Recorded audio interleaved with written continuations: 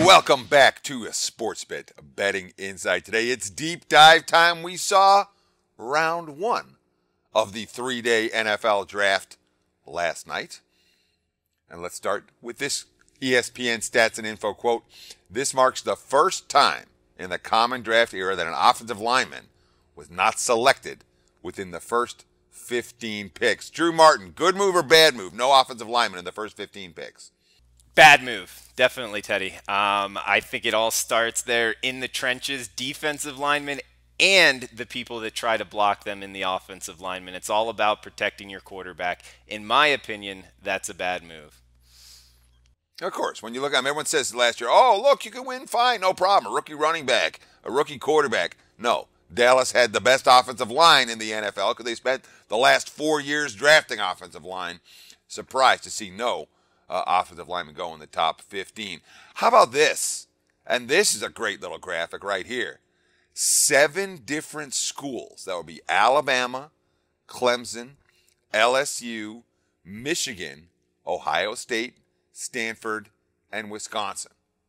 7 different schools. That's 3 Big Tens. You have a Big 12. You have a Pac-12. You have a couple of SECs and an ACC. All of those schools had more players taken in the first round than the entire Big 12 conference, Drew. Pat Mahomes, the only Big 12 player selected. What does this say about the Big 12 right now?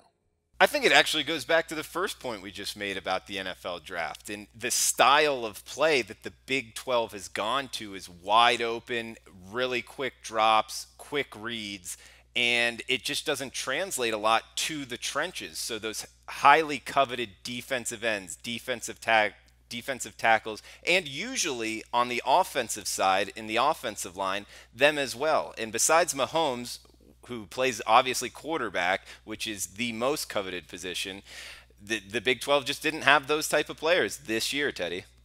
All right, number 1 overall pick, Myles Garrett. Any issues with Cleveland making that choice? None at all.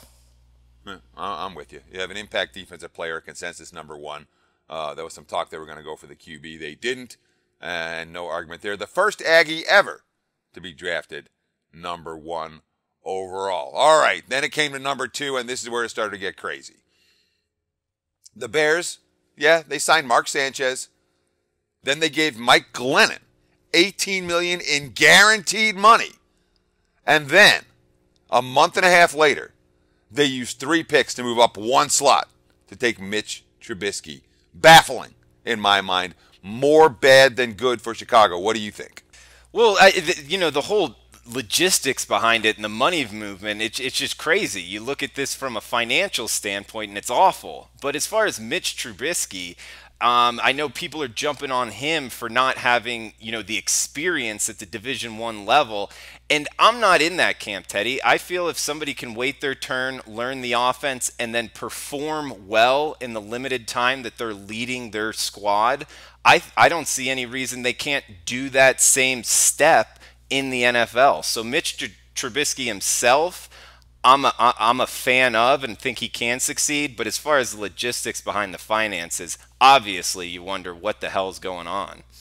Well, what's going on is that one would think that they're going to give Trubisky a chance to get seasoned and sit on the bench playing behind Mike Glennon this year. But obviously, as you know, in the NFL, things don't always work out as planned when you have a QB for the year. Now, of course, the beneficiary of the trade with Chicago moving up to 2 was San Francisco, who got the guy they really wanted anyway in Solomon Thomas.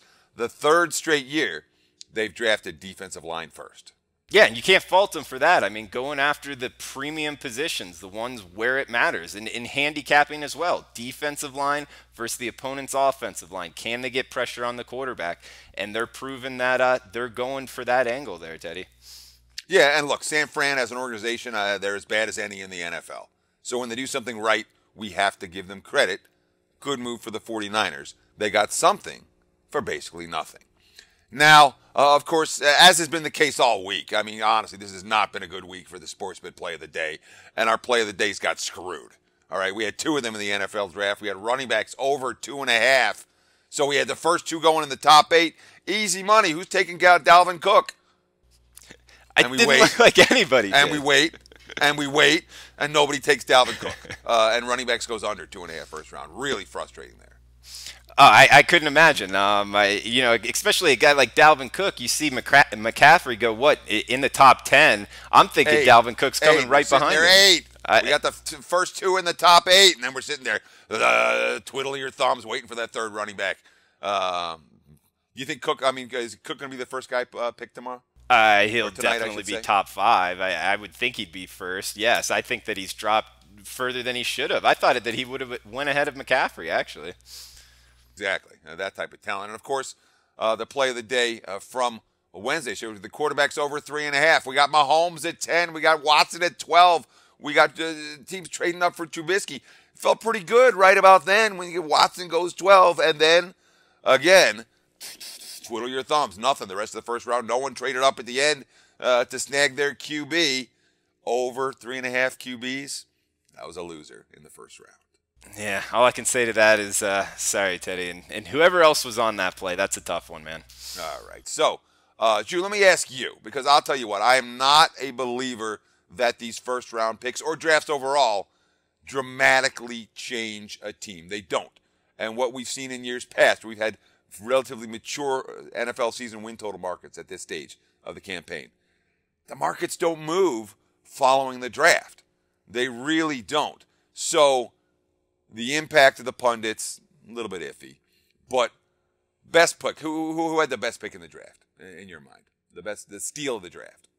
All right, I would say for the best pick for the team going forward in their future, I believe it's Patrick Mahomes. I think that this guy is as talented as anybody in the draft, especially at the quarterback position. I know there's a lot of naysayers against him saying, guns up with Texas Tech, throwing the ball all around. His footwork isn't that great. But I think Andy Reid working with him, he works well with mobile quarterbacks. And Patrick Mahomes, as talented as anybody, he comes from the pedigree. His dad was a professional player as well. Although a different question to what you were talking about is best player in this draft to have an impact this upcoming year. And I go no further than Jamal Adams, the 6th pick to the New York Jets. I don't think Jets fans will have to wait very long for him to make an impact. Very rarely do you find a defensive back that can tackle as well as he can in the open space while running under a 4.4 40. He's going to make big hits in their backfield, and I think Jets backers will be able to see this as early as game number 1. Of course, the problem with the Jets is that they may have a good safety now.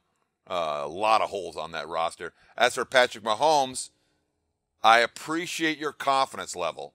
I have yet to see any of the Texas Tech quarterbacks have any success in the NFL, and we've seen a bunch of them come in with high pedigrees, or the Baylor quarterbacks, or the QBs at any school in the country running the type of system, shotgun system that Mahomes was running at Texas Tech. I am not a buyer of Mahomes. I say he will never be an average or above NFL quarterback. So you and I get to agree or disagree on that one. Where we get to agree? Hey guys, for the full video, go to sbrpicks.com. Hey guys, thanks for tuning in to our channel. Now, we've put a lot of work into producing all these free videos, so please help us out and keep all our content free for you forever by simply liking, sharing, commenting, and subscribing. Now, not to mention, a visit to our industry-leading website will warm the hearts of all our SBR employees, especially myself. Now, the links are over there to the left, so do check those out. Thanks for watching.